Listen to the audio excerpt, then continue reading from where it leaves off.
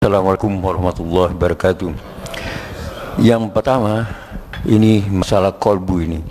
Saya berusaha pernah mendengar bahwa Al-Fatihah itu adalah obat dari segala penyakit.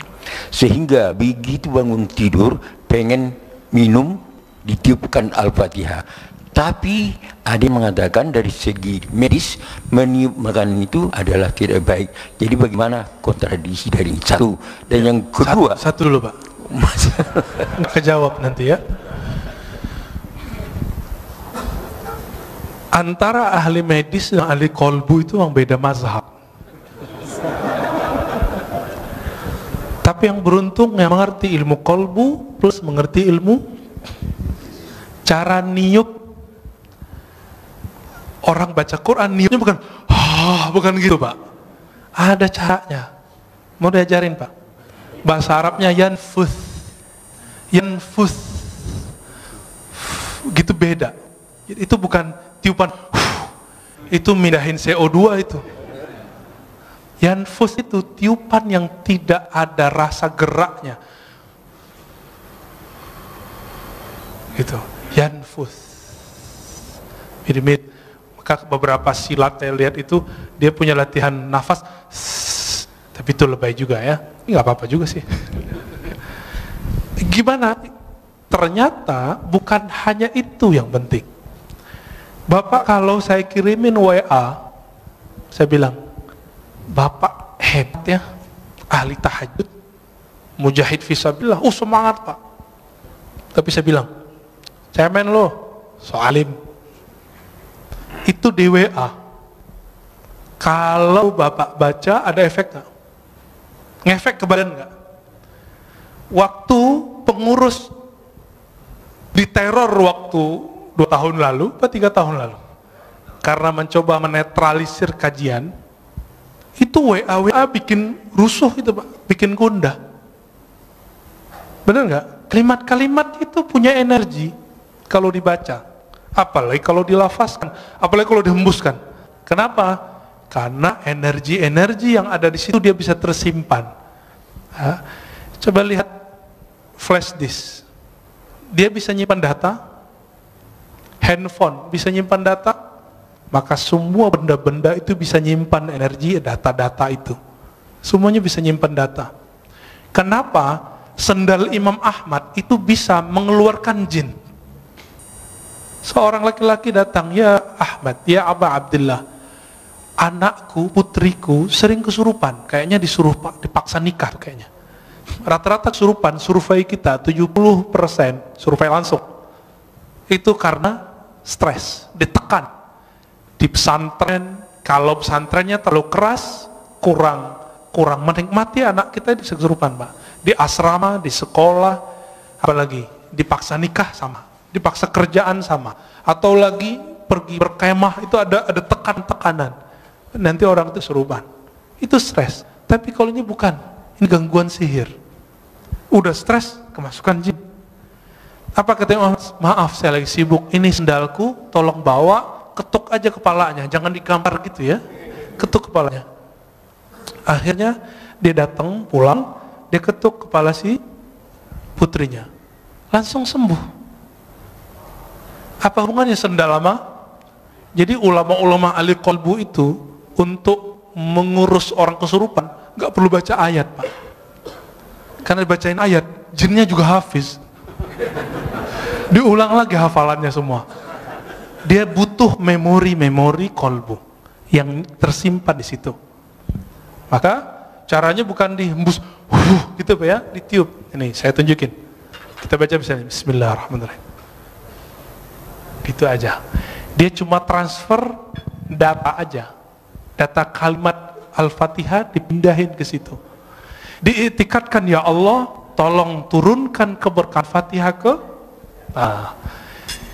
Abu Sa'id Al-Khudri udah bertahun-tahun diajarkan Al-Fatihah oleh Nabi. Tapi satu kali sebelum pulang Nabi panggil, ya Abu Sa'id, nanti sebelum pulang kamu temuin saya. Karena dia punya bakat ngobatin. Nggak semua orang punya bakat ngobatin Pak.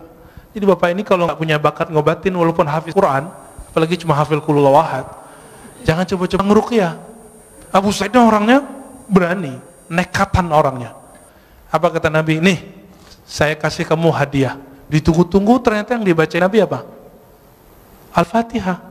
Tapi baca Fatihahnya beda zauknya, beda waridnya, beda ahwalnya ketika baca Fatihah saat sholat.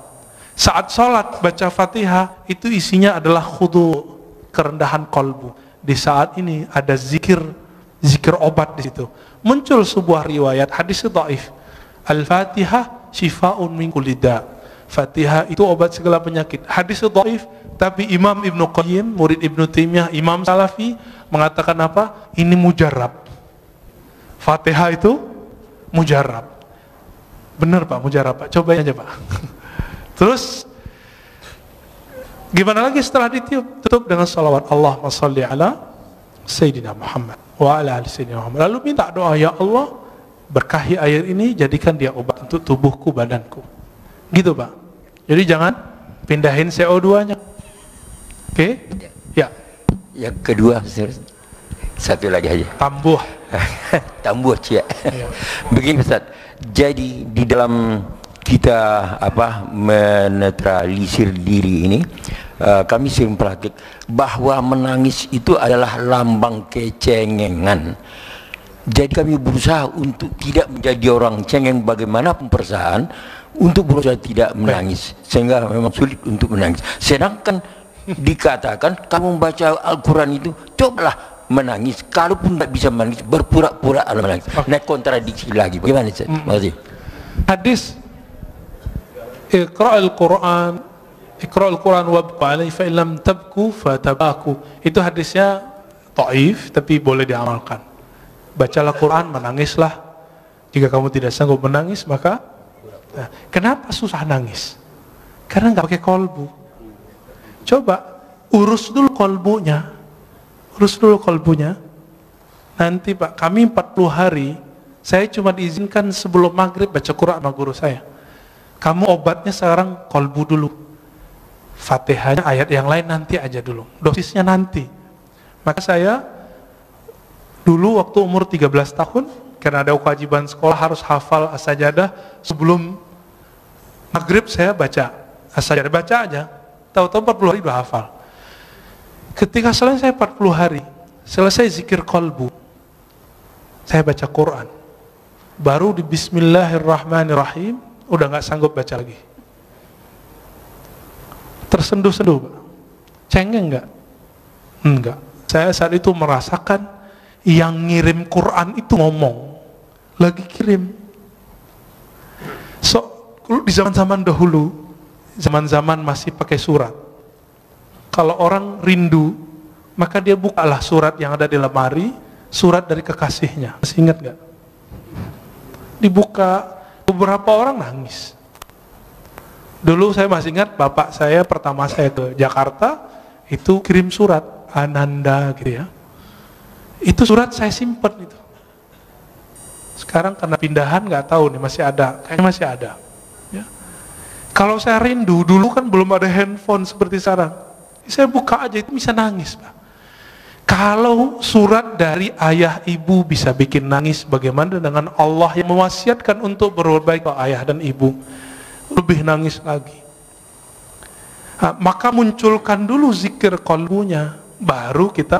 Nah, inilah ayat pertama. Iqra bismi rabbik. Bacalah nama Rabbmu. Jangan pakai dengan. Dengan itu kalau bahasa Indonesia kesannya dengan nama. Kesannya beriringan. Padahal bi di situ li taukid. Bacalah benar-benar nama Rabbmu. Siapa nama Rabb kita? Allah, itu zikirnya. Allah. Terus semakin kuat menabung nama Allah itu, karena Allah itu besar, maka akan muncul tangis. Tangis itu nggak cengeng Pak. Tangis itu satu tetesnya mampu memadamkan api neraka. Cengeng nggak? Yang cengeng itu nangis kemana-mana, nggak bisa memadamkan api neraka. Api kemarahan istrinya nggak bisa marah Pak. Ya. Apakah itu cengeng? Tidak. Di Quran banyak sekali ayat-ayat yang menyebutkan salah satu ahwal para kekasih Allah adalah nangis. Ya bukun, ya, mereka nangis. Nah, bahkan ada sindiran orang yang suka ketawa. Ya. tertawalah sedikit, nangislah banyak, ada ayatnya. Ini terakhir, Pak. Imam Al-Hafiz Abdul Awwal Abul Waqt As-Sijzi Al-Harawi, guru dari Ibnul Jauzi, guru imam ahli hadis, pakar hadis palsu, didatangi oleh seseorang. Dia pengarang kitab Al-Ba'un Al-Buldaniyah. Ketika dia datang, dia bilang, wahai tuan guru Abul Waqt Abdul Awwal, aku sudah lama ingin ngaji kepadamu, dan aku beruntung dapat keberkahan semajlis denganmu.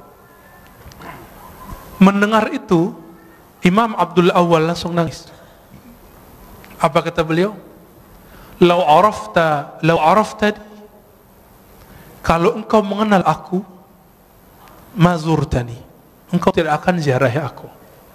Kalau engkau tahu aibku, engkau tidak akan memandang keberkahan ada padaku. Lalu beliau nangis dan semua yang hadir nangis. Apa kata beliau? Kami dapat hadis, ribuan kali dapat hadis, tapi kalimat yang barusan kami dengar lebih kami sukai dari semua hadis yang selama ini kami dengar. Baru sebutkan hadis. Dikasih makan nggak mau makan beliau. Kenapa? Sudah nangis duluan. Jadi majelisnya ahli qalbu dari dulu itu nangis. Dan Imam Abdul Awwal ketika sakaratul maut, murid-muridnya ngumpul. Apa kata salah satu muridnya? Gurunya ini zikir dalam kalbunya, tapi muridnya nggak dengar.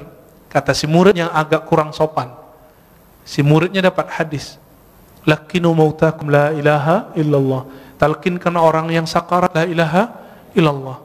Wahai tuan guru, baca la ilaha illallah. Kata si murid. Apa kata gurunya? Aku sudah di dalamnya, ngapain kamu tegur-tegur lagi? Aku lagi asik, jangan diganggu lagi. Lalu terus menyebut Allah, ya Allah. Dan ketika Allah itu terus dibaca dan belum meninggal dalam keadaan menyebut ya Allah. Udah. Inti la ilaha illallah di mana? Allah. Kalau enggak ada kalimat Allah, ada enggak la ilaha illallah? Nah, inilah talqin pertama yang saya dapat dari guru saya, Syekh Muhammad Nuruddin, yang tadi saya cerita di awal, yang ketika beliau wafat jadi hujan lebat. Apa kata beliau? Zikir itu intinya satu, Allah. Kan semua zikir Allah melahirkan la ilaha illallah paling tinggi, lalu bawahnya Allahu Akbar, lalu bawahnya Subhanallah, lalu bawahnya Alhamdulillah, lalu di bawahnya la haula wa quwwata illa billah, semuanya Allah, Allah, Allah. Maka kalau zikir nggak ada Allahnya, zikirnya hampa. Maka mulai dari zikir kolbu, insya Allah kolbunya selamat. Nanti Bapak bisa nangis, Pak. Ya, ada lagi. Ini khusus majelis senior nih ya. Pantasan remisa buat majelis senior. Bismillahirrahmanirrahim. Ustaz. Ya. Assalamualaikum warahmatullahi wabarakatuh. Assalamualaikum warahmatullahi. Saya pagi ini dapat guru kolbu nih. Alhamdulillah. Ya, alhamdulillah. Guru Bapak di samping, Pak. Ini saya kenal beliau 40 tahun yang lalu, Pak. Yang ahli kolbu beliau, Pak. 40 tahun yang lalu bersama beliau saya. Alhamdulillah. Ustadz Siregar. Ya. Beliau masih bujangan waktu itu, Pak. Ya. Sekarang istrinya masih satu, Pak. Satu, alhamdulillah. Ya. Putranya satu. Tadi saya sempat ngobrol sama beliau, luar biasa. Tolong, Pak, pada saat Pak Ustaz menemukan belajar kolbu itu, siapa cerminnya? Sekian. Wassalamualaikum warahmatullahi wabarakatuh. Ini tanya bertanya itu, Pak, ya. Saya jawabnya dua. Tapi itu tergantung makomnya kita. Maka yang Bapak rasakan, yang guru Bapak katakan sebelumnya, itu belum tentu yang saya dapatkan. Oke? Kalau secara ilmu hadis, al-mu'min mir'atul li akhihi. Mu'min itu cerminan bagi saudaranya. Itu secara hadis. Tapi secara ilmu kalbu, cerminan hakiki itu adalah nur Muhammadiyah, nur Rasulullah sallallahu alaihi wasallam. Disitulah orang bisa bercermin. Orang bercermin ke Nabi itulah yang disebut bersanad. Kalau dia tidak punya cerminan ini, nggak punya sanad ini, dia tidak bisa memantulkan cahaya Allah tabaraka wa ta'ala. Kenapa Rasulullah cerminannya? Karena Rasulullah yang paling lengkap mewarisi, dapat memantulkan semua asmaul husna. Ada masuk air putih, keluar air putih. Masuk nama Ar-Rahman, maka muncullah kesayangan Rasulullah ke semua umat. Itulah wa ma arsalnaka illa rahmatan lil alamin. Muncul Ar-Rahim, maka Nabi SAW mencintai itu surat laqad ja'akum Al-Bara'ah ayat terakhir, bagian 2 terakhir. Wabil mu'minina raufur rahim. Wabil mu'minina raufur rahim. Kawan Hal-Hallaj, tapi beda mazhab, beda tariqah. Namanya Imam Ash-Shibli. Beliau itu ketika wafat dapat kabar dari seseorang. Seseorang ini memuliakan imam ini. Lalu ditanya dalam mimpi, orang ini bertemu Rasulullah. Wahai Rasulullah, kenapa engkau memuliakan si Shibli? Apa jawaban Rasulullah dalam mimpinya? Bagaimana aku tidak memuliakannya? Dia telah menjadikan aku cerminannya. Setiap selesai sholat dia berikan, laqad ja'akum rasulun min anfusikum azizun alaihi ma anittum harisun alaikum bil mu'minina raufur rahim. Allah sebut Nabi dengan namanya. Rauf itu nama Nabi, nama Allah. Rahim itu nama Allah. Allah jadikan Nabi itu jadi cerminnya. Maka siapa yang bercermin bersenat kepada Rasulullah, kalbunya bercahaya. Maka ketika orang sholat Allahu Akbar, dia harus bercermin Rasulullah di depannya. Tapi siapa yang bertemu Rasulullah? Yang bertemu Rasulullah roh. Karena roh kita belum hidup, kita butuh seorang mursyid yang menghidupkan, membangunkan. Hei, bangun kamu. Maka guru kita juga berguru dengan bersyukur, berterima kasih kepada guru, baru disebut berterima kasih kepada Allah Ta'ala. Maka ketika orang berguru, itu cara bercermin kepada Rasulullah Sallallahu Alaihi Wasallam. Itu yang saya dapatkan. Mungkin yang Bapak dapatkan, guru Bapak dapatkan beda, ya. Tapi kalau ilmunya dari Allah pasti sama, beda-beda ibarah. Ya Ustaz, singkat aja. Okay. Assalamualaikum Ustaz. Terakhir Pak ya? Iya Ustaz. Ustaz, apakah betul Ustaz ya. Nabi Ibrahim alaihissalam itu dibakar? Kan sifat api itu diambil sama Allah menjadi dingin. Jadi pertanyaan saya ini Ustaz, betul nggak situ ibu-ibu yang sedang masak itu masakannya tidak ada matang karena sifat api ditarik sama Allah? Oke. Itu terima kasih Ustaz. Jangan dipakai lagi Pak ilmu itu ya. Jangan dipakai lagi zikir itu. Zikir itu kata Imam Abu Ali Ad-Daqqaq kasilah, seperti pisau, seperti senjata. Sampai di tangan wali jadi karamat, sampai di tangan fasik jadi sihir. Sama-sama zikir. Sama-sama zikir. Sampai dia orang nakal jadi pelet. Sampai dia orang tamak, maka waqiahnya bukan untuk ketemu Allah. Waqiahnya supaya ngumpulin harta. Dia rajin waqiah, rajin haji umrah. Sekarang umrah udah nggak boleh. Mau minta ke siapa lagi? Nih mau proyek nih, umrah dulu nih. Sekarang Allahnya nahan dulu. Gak usah khawatir ya. Kita sedih, tidak ada orang umrah. Dalam sejarah umat Islam itu udah biasa. Bedanya dulu kaum Tartar datang nyerang, nggak ada umrah, nggak ada haji. Kalau sekarang yang nyerang virus ya, corona. Dulu ada ta'ud namanya. Dan jadi ini bukan kejadian pertama, dan ini bukan pertanda kiamat sebentar lagi, tahun ini sudah keluar Dajjal, bukan ya, itu hoax itu. Kalau ya dari dulu dong keluar Dajjalnya. Majelis kita jangan dirusak oleh hadis-hadis palsu. Salah satu hadis palsu yang berkembang hari ini adalah kalau Ramadan hari Jumat maka terjadi dentuman 15 Ramadan, muncullah dukhan, nanti kekacauan di Arab. Arab itu udah kacau udah lama. Setelah Nabi wafat, para sahabat Khulafaur Rasyidin meninggal. Itu Arab sampai hari ini kacau. Gak berhenti Bapak baca sejarah. Saya hobi baca buku-buku sejarah. Kitab Al-Bidayah wa Nihayah Ibnu Katsir 14 jilid kita khatamkan karena kita tahu kapan saja ada konflik. Ibnu Khaldun, ya, Rihlah Ibnu Battuta, Tarikhul Islam Ibnu Zahabi, sama menyebutkan tahun yang sama, gak beda. Jadi nggak usah khawatir, insya Allah nanti Allah angkat, ya Allah marfa'anna. Maka doa kunut sekarang hampir wajib. Namanya kunut subuh plus nazilah. Ya, kalau bisa ditambahkan kepada imam, tolong kasih tahu, Allah fa'idfa'annal bala wal waba.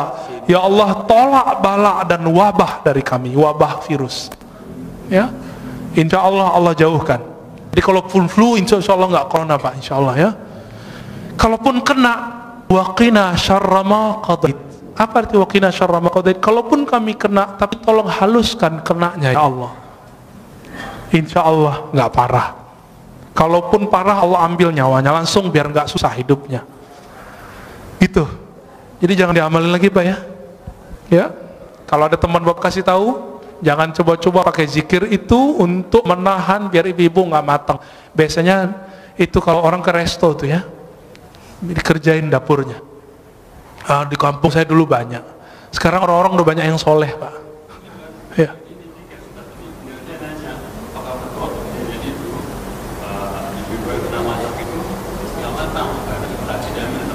Oh enggak, itu mah ngakal-ngakalin aja ya. Yang pasti di situ muncul kaidah Ahlussunnah. Apa kaidah dalam akidah Ahlussunnah? Api itu tidak membakar karena zatnya, tabiatnya. Karena hukum konstannya enggak.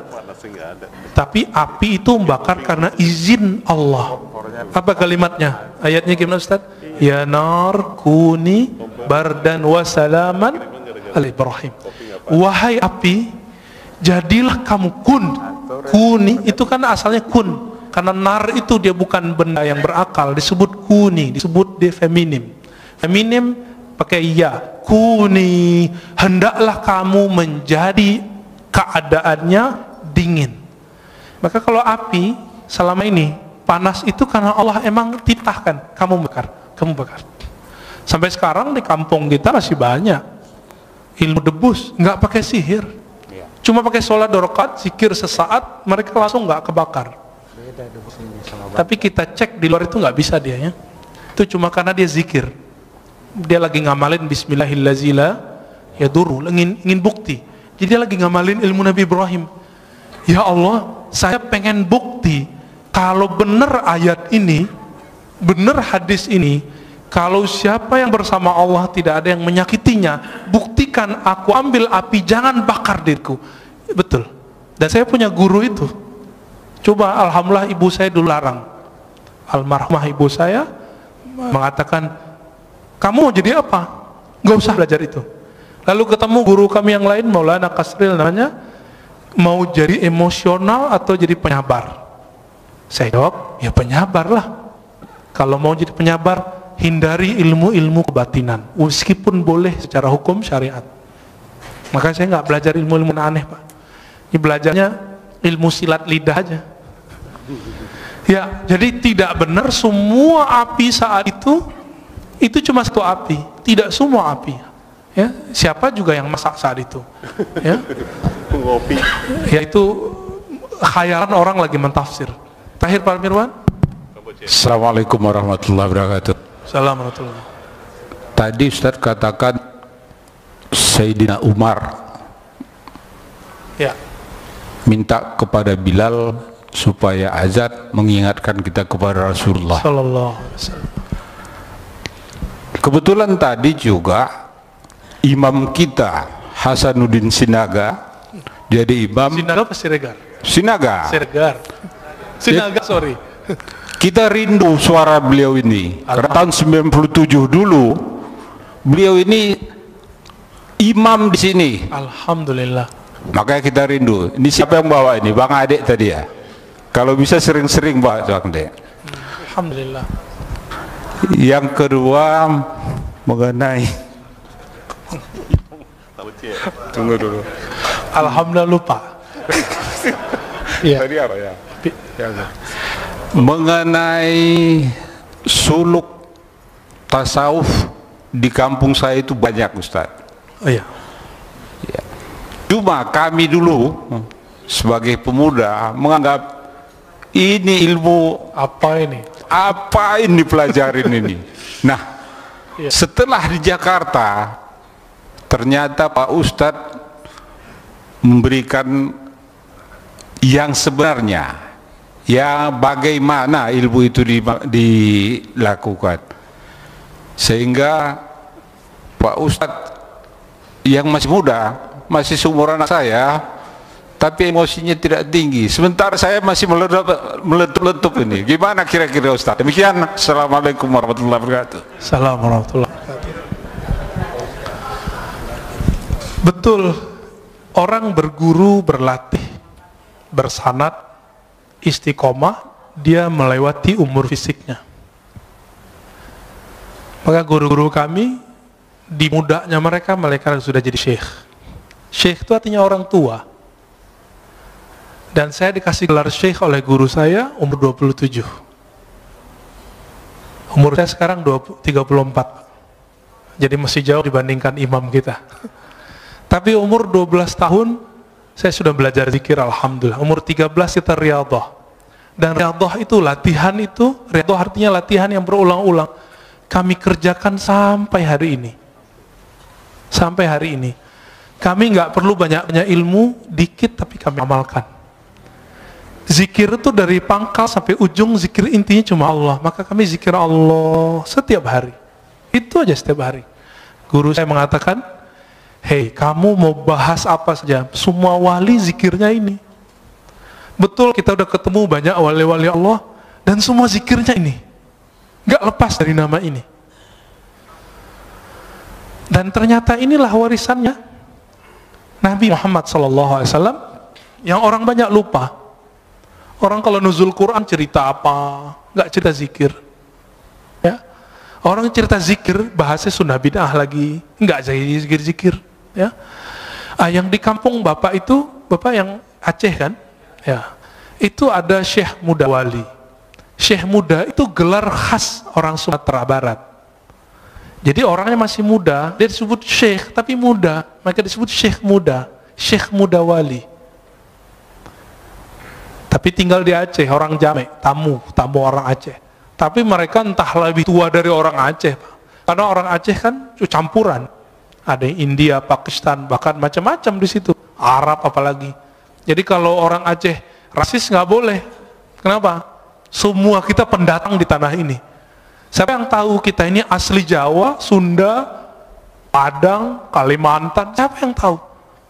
Dicek genetiknya, ternyata wong Cino. Ya, ini matanya mata sipit-sipit semua. Tapi benci Cina kan aneh.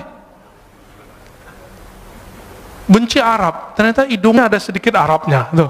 Jadi kita nggak boleh rasis. Nah, baca Al-Hujurat berkali-kali, lita'arafu. Nggak boleh di situ rasis. Bapak saudara maka Allah, Syekh Muda Wali itu dulu belajar ke Syekh Hashim Buayan. Seingat saya ya, beberapa syekh-syekh yang lain, kemudian langsung ngambil ke Jabal Abi Qubais di Mekah. Jadi dulu orang kalau mau suluk, itu itikafnya 40 hari. Di sekarang yang jadi istananya raja, keluarga-keluarga pangeran itu. Depan Masjidil Haram itu ada Jabal Abi Qubais. Dulu di situ mereka latihan zikir. Semua tarekat di situ. Terakhir yang masih mengijazahkan tarekat di sana itu Syekh Muhammad Yasin Al-Fadani. Beliau menyimpan 66 tarekat. Bukan 40. 66 tarekat, dan masing-masing tarekat beda suluk. Nah, kembali ke yang tadi, ini kesimpulan kajian tadi. Kenapa tarekat itu banyak? Karena rahasia datang ke kolbu itu beda-beda. Warisan yang dia dapat dari Nabi pun beda-beda. Tapi zikir yang paling tua yang kami tahu cuma dua. Subhanallah, Allah, la ilaha illallah. Itulah kata Nabi Musa. Nabi Musa mengatakan, ya, ini sebagai ikhtitam kita, ya Rob, ajarkan aku satu zikir yang spesial. Apa kata Allah? Qul la ilaha illallah. Lalu kata Nabi Musa, ya Allah, ini kan zikir semua orang zikir ini. Apa kata kata Allah Ta'ala? Hei Adam, hei Musa, inilah la ilaha illallah, zikir yang dipakai oleh hamba-hambaku yang spesial, yang dari dulu Nabi Adam sampai ujung nanti akhir kenabian, akhir kewalian, semuanya zikirnya la ilaha illallah. Maka dikatakan dalam hadis tentang Mahdi, setelah selesai Mahdi meninggal, Nabi Isa wafat, zaman berubah. Orang hanya tahu satu kalimat, mereka nggak tahu lagi sholat, haji, umrah udah nggak tahu.